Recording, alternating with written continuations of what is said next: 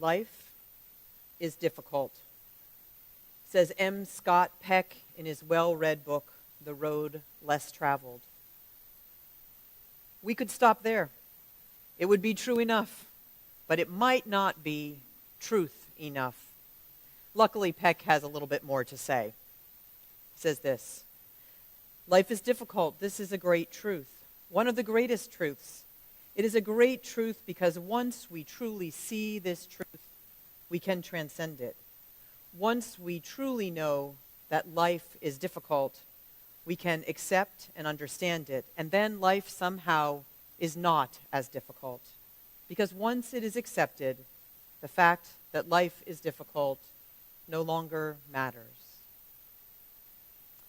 Now, prophets and charlatans, poets and marketers, teachers and con artists, one-trick wonders and astounding mystics over the centuries make poultices of their own types to address the festering realities of life's challenges. The answer might be a magic pill, a 7-step program, an infinity of gods, dreams of another world, a future life, or a million escape hatches from vexations and rending sorrows. And yet, what if the capacity to be healed is not outside us, coming to us from somebody else? What if it is like that still small voice deep inside us when we really need it? Something that is not so much about doing as it is about being. That very smallest inner ear, that deep place for good, touched by pain or distress, which Tony, who inspired this service, so well describes.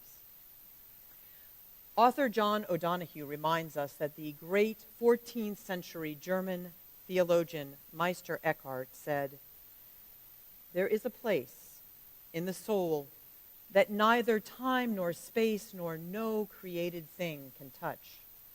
This is the eternal place within us. The deepest things you need are not elsewhere. They are here and held within the circle of your own soul."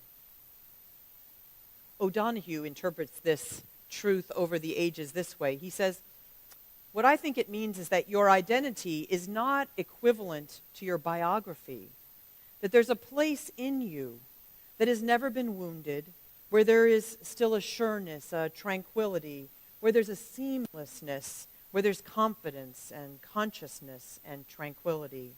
And I think the intention of prayer and spirituality and love is now and again to visit that place of sanctuary. So it's sort of like Camus' Invincible Summer, this place. It's something eternal, something unchanged and inherent, no matter what the circumstances of life. O'Donohue calls this particular capacity the place of the soul. You might, I can imagine some of you, give it a different name.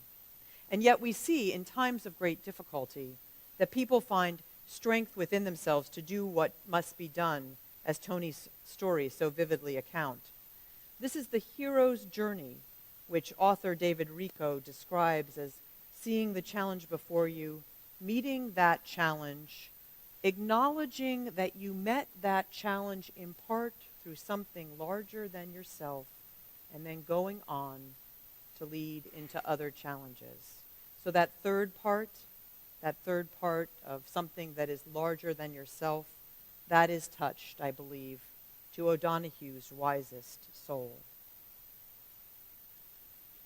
So this week I listened as one colleague, a UU minister from Colombia who is there back ministering there, shared with the group that his country, in that country, 220,000 people have been killed in the last 55 years through acts of violence. 220,000 people. Who can comprehend that?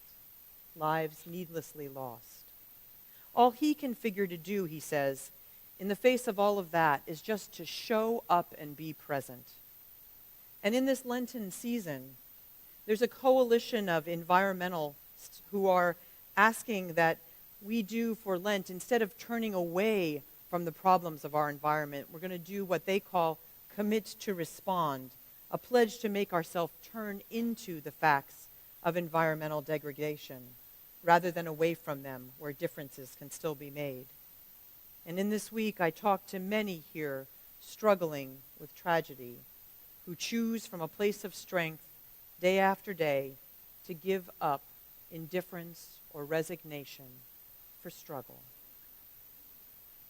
In his book, Anam Cara, O'Donoghue writes, "Once this capacity, this soul is awakened within you, the search begins and you can never go back.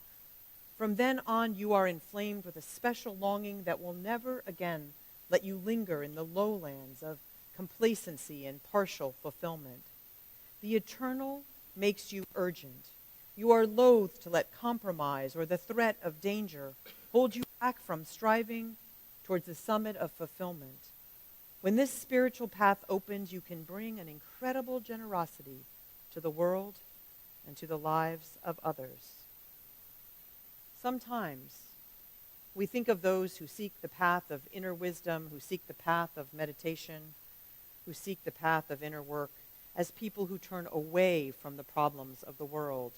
And yet, in times when we face such unspeakable challenges, just looking at the challenges in the areas of human rights and environmental needs, we can choose these paths to turn towards our greater outer realities by turning inward and finding that strength, finding that antidote to fear that turns us into disengagement.